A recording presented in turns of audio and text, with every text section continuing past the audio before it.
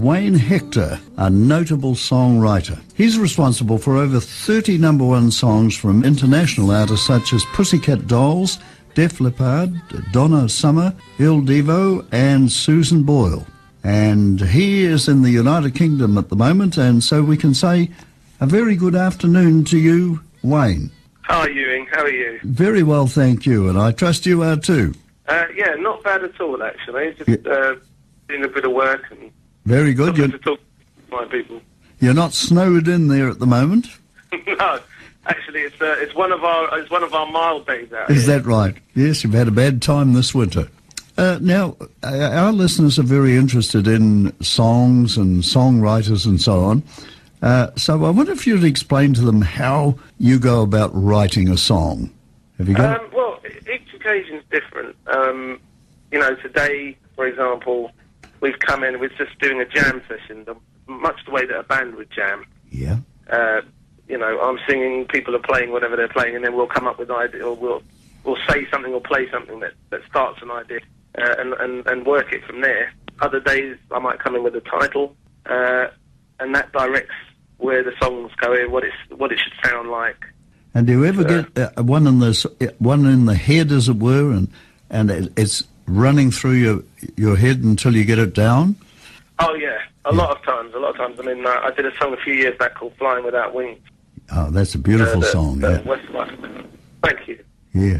But I was out in LA on a different session and just got that stuck in my head and ended up phoning home and leaving it on the answer machine. Yeah. But that was definitely one of those. When did it start for you? Did you start writing songs from quite a young age?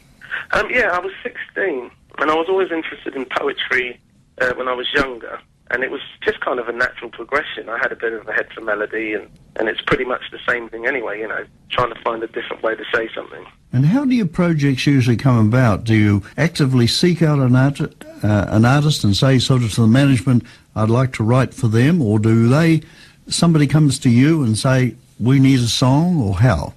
Well, nowadays, most of the time people come to me and say that they need a song, but occasionally, somebody will send me a demo, and, I'm so blown away, like with James Morrison. The first time I ever heard him sing, I had to work with him. Now, when asked to write for an artist, are you asked to come up with a hit single or an album track, or are you given the freedom to choose what you feel works for that artist?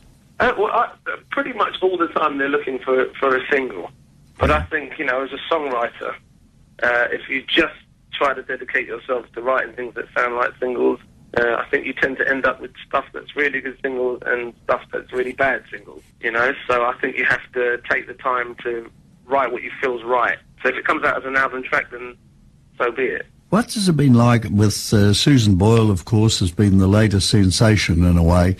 What's it like working with Steve Mack? Oh, great fun. I mean, Steve and I have worked together for almost 20 years now. We just have a natural rhythm. He's a good laugh, very professional. And I know that he's going to work as hard on the track as I do on the lyrics. Yeah. So I never have any concern about that. Well, certainly Susan Boyle's album is 9 times platinum here in New Zealand. So what was it like working with her on the song Proud that you wrote? Well, actually, I didn't get to work on the day with her because I was in another session. Yeah. But, having met her, she's a lovely woman. And it's just a wonderful story, really. And I think that people have responded to that as much as her voice. What are you working on right now? Have you got something that you work on at the present time? Yeah, I'm in with a writer called Phil Thornalley, who co-wrote all of the Pixie Lot hits, and also co-wrote Torn for Natalie Imbruglia. And we're working on another Pixie Lot song for the next album. Well, that certainly will keep you going. That's it. No doubt about that. Now, of course, the Susan Boyle fan forum, we often get messages from them and comments about them from this fan forum of hers, and they've asked several questions here, which I better put because they'll probably be listening on internet throughout the world at the moment, and they wanted to know, have you met Susan Boyle herself? I have met her, yeah. And like I say, she's a lovely woman. And they want to know, were you nervous knowing your song was to be judged by Simon Cowell? Oh no, because I've worked with Simon for a long time on a lot of different projects. So, you know, now it's just a couple of friends getting together, playing a bit of music. He's done himself proud at the moment, hasn't he? Got this lady. You know what? He's done amazingly well, hasn't he? And I think the song choices were great song choices. I think the production that Steve did is brilliant, and it connects with people. You know, and you can't make something connect with people, no matter how powerful you may be. He's just got that gift. Does it on its own. Yes, he's just got that gift, hasn't he?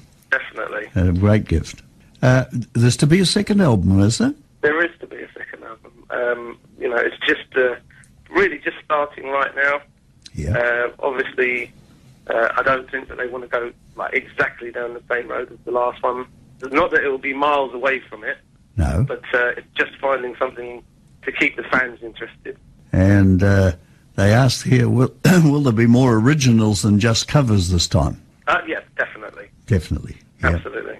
I'm sure there'll still be a couple of original, a couple of interesting covers, but it won't be all covers on the next one. It will definitely be more original songs. Yeah.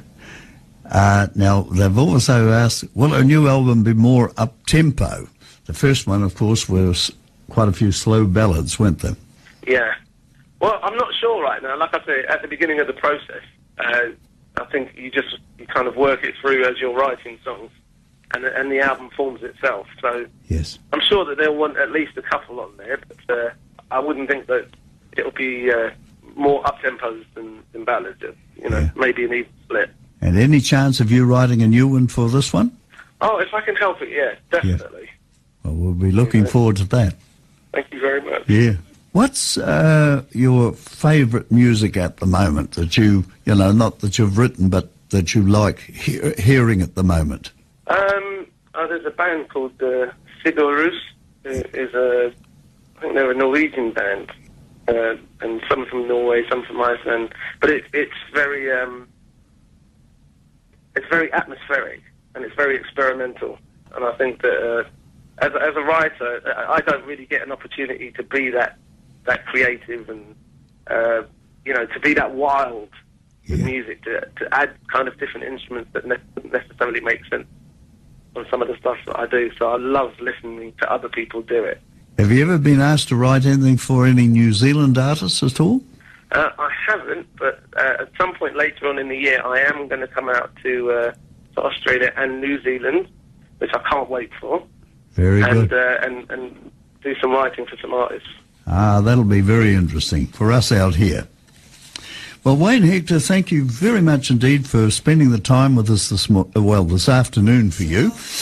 And we do hope that you'll have great success in the future as you have in the past. And it's been a help to many listeners, I'm sure, hearing you talk and knowing the music that you've already written and looking forward to what you're going to write in the future. So do have a great day. And